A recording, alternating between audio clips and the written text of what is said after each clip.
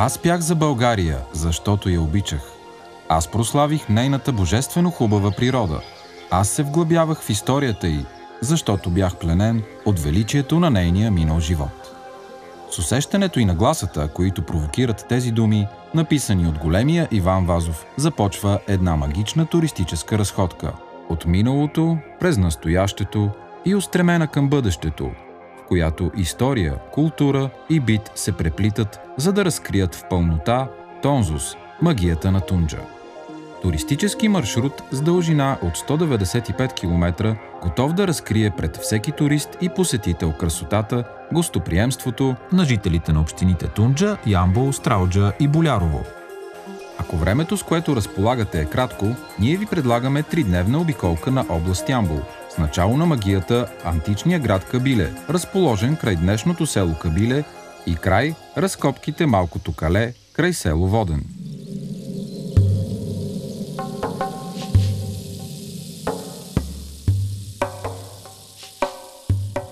Античният град Кабиле е възникнал към края на второто хилядолетие преди Христа край култов център на Зайчи връх. Там са били разположени древното тракийско светилище на богинята Кибела и Слънчева обсерватория.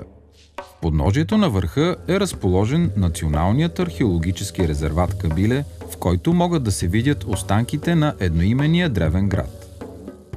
През 341 година преди Христа градът е бил превзет от Филип Македонски. По-късно синът му Александър III, Велики Македонски, е живял в него. През първата половина на 3 век преди Христа Кабиле е бил резиденция на тракийските царе Спарток и Скосток.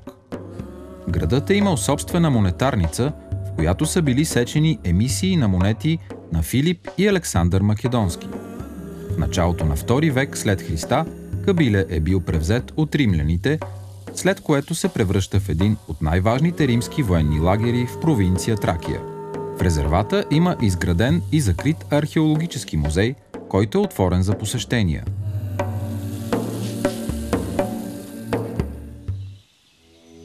Следващата спирка от маршрута е манастир Рождество на Пресвета Богородица, край село Кабиле. Има свидетелства, че по времето на император Константин Велики е бил създаден голям женски манастир. Още тогава там е имало аязмо с лековита вода. Женският манастир е съществувал като такъв до падането на България под османско владичество. Впоследствие е бил опожарен, а лечебният извор заровен. През вековете мястото пустеело, останала само легендата за аязмото със светата вода, предавана от поколение на поколение и така до 1919 година. Днес манастирът е изключително приятен, с просторен, добре поддържан двор, с няколко обособени места за отдих, а аязмото съществува и сега.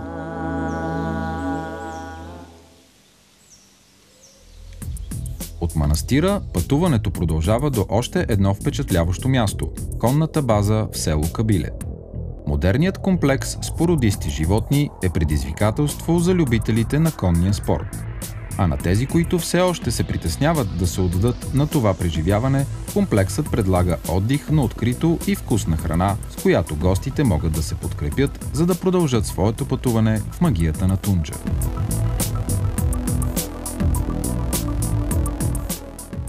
Следващото предизвикателство в търсенето на нови приключения е вълнуващият каякинг по река Тунджа. Една от най-живописните реки в България позволява гребането по нея да се осъществява през цялата година, а най-подходящи са месеците от май до октомври. Тръпката от това пътешествие се подсилва и от природните дадености в региона. След село Тенево, реката е изключително красива, а край село Коневец навлиза в резервата Горна Топчия, известен с богатото си биоразнообразие и лунгозни гори.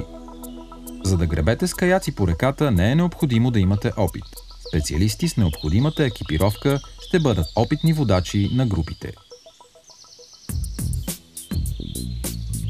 За хората, които предпочитат пътешествието по суша като алтернатива на каякинга, следващата точка от маршрута е лесопарк Бакаджик, емблематичен туристически обект на област Ямбол.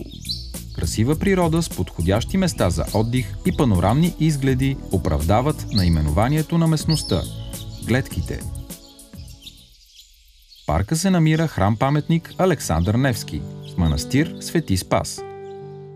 Храмът е построен по идея на генерал Михаил Скобелев в памет на руските и българските войни, загинали за освобождението на България. Иконостасът е изработен от руски монаси и донесен в храма. Генерал Скобелев подарил на храма Евангелие с личния му подпис и гравиран кръст, известно като Златното Евангелие.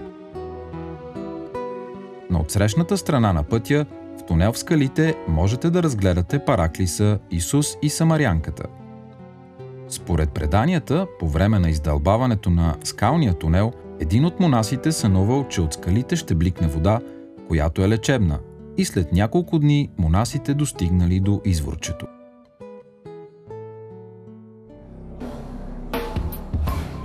Маршрутът ни продължава към град Ямбол. В областния град са концентрирани много местни забележителности от различни епохи. Първа спирка от пътешествието е Безистенът. С автентичната си архитектура той е един от емблематичните паметници на културата в Ямбол. Построен през 1509 година като закрит пазар по образец на подобни сгради от европейската част на Османската империя, Безистенът е единствената подобна запазена сграда на територията на България от този период. Архитектурата на ямболския Безистен няма аналог на Балканите. Стените му били толкова дебели и здрави, че когато през 1878 година отстъпващите от града османски войски го подпалват, сградата остава непокътната. През вековете претърпява няколко преустройства, като през 1973 година е цялостно реставрирана във вид максимално доближаващ се до първоначалния. Само на 100 метра северно от Безистена е разположена Ески джамия. Старата джамия, построена през 1373 година, е втората по големина в България. Архитектурата на сградата е впечатляваща с ориенталските орнаменти, масивен купол и извити сводове и стенописи от 17 век. Първите години след освобождението изпълнява функциите на християнска църква. Днес Ески джамия е реставрирана и обявена за паметник на културата от национално значение. Ямбол е притегателен център и за любителите на изобразителното изкуство със своята художествена галерия Жорж Папазов. Тя разполага с 20 собствени колекции. Посетителите могат да видят произведения на десетки изтъкнати артисти от България, като Владимир Димитров Майстора, Жорж Папазов, Антон Дончев, професор Иван Газдов, както и на именити творци от чужбина. Галерията притежава най-богатата в страната сбирка от декоративни творби. Следващата спирка е Астрономическата обсерватория и планетариум, който е единственият в югоизточна България. В звездната му зала се представят над 60 вида лекции. Колекцията от слънчеви часовници винаги ще ви покаже точното време, дори може да се доближите до самото Слънце, благодарение на телескопите на обсерваторията. Сред най-атрактивните експонати са храни за космонавти, къс от истински метеорит и кантари, на които хората могат да разберат своето тегло на различните планети. Няма как да пропуснем и регионалният исторически музей. Богатото историческо минало на региона, от праисторията до най-новата история, е систематизирано в няколко отдела. Регионалният исторически музей и Национален археологически резерват Кабиле са под номер 99 от 100-те туристически обекта на България. Към музея функционира и ателие за реставрация и консервация. В Ямбол се намира и единствения по рода си общински музей – Музей на бойната слава. Още от портала, който представлява и паметник с имената на ямболските войни, загинали през Балканските войни и Първата световна война, можете да усетите автентичната атмосфера на мястото. Сред експонатите са реставрирани танкове Панцер 4. Уникалното щурмово оръдие Як Панцер е едно от 6 запазени в света. Освен тежки машини, музеят представя и леко и тежко стрелково оръжие. В две зали е представена историята и бойния път на ямболските военни подразделения.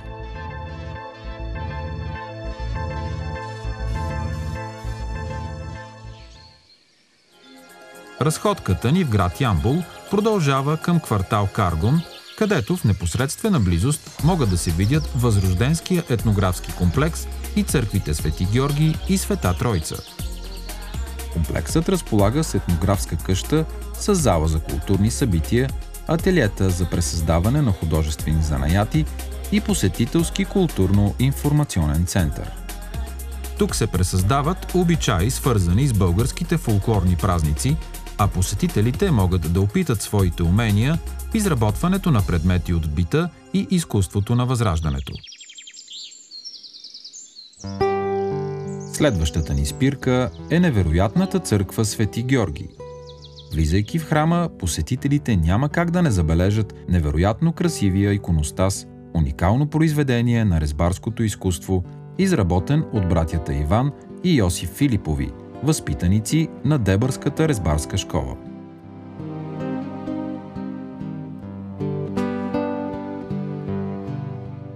В храма се намира и чудотворната икона на Свети Георги.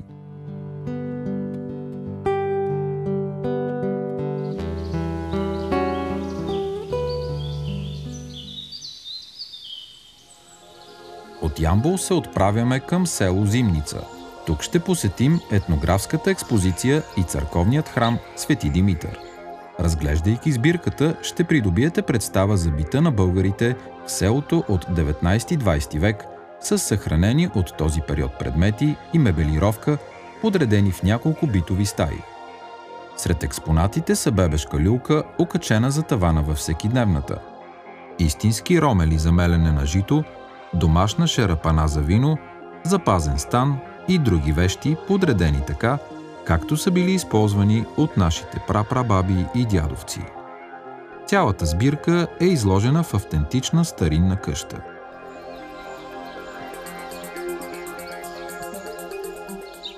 Маршрутът продължава към град Стралджа, историческия музей и църквата Свети Архангел Михаил. Въпреки че музеят е с кратка история, самата сграда, в която се помещава той, е строена през 1873 година и то за житен склад. Интересното е, че експонатите са дарени от жителите на Стралджа. Богатството на историческия музей са археологическите и етнографски експонати. Особен интерес представляват кукирските носии и маски, характерни за региона. Посетителите могат да видят и богатството на стралджанските престилки, които имат над 100 разновидности.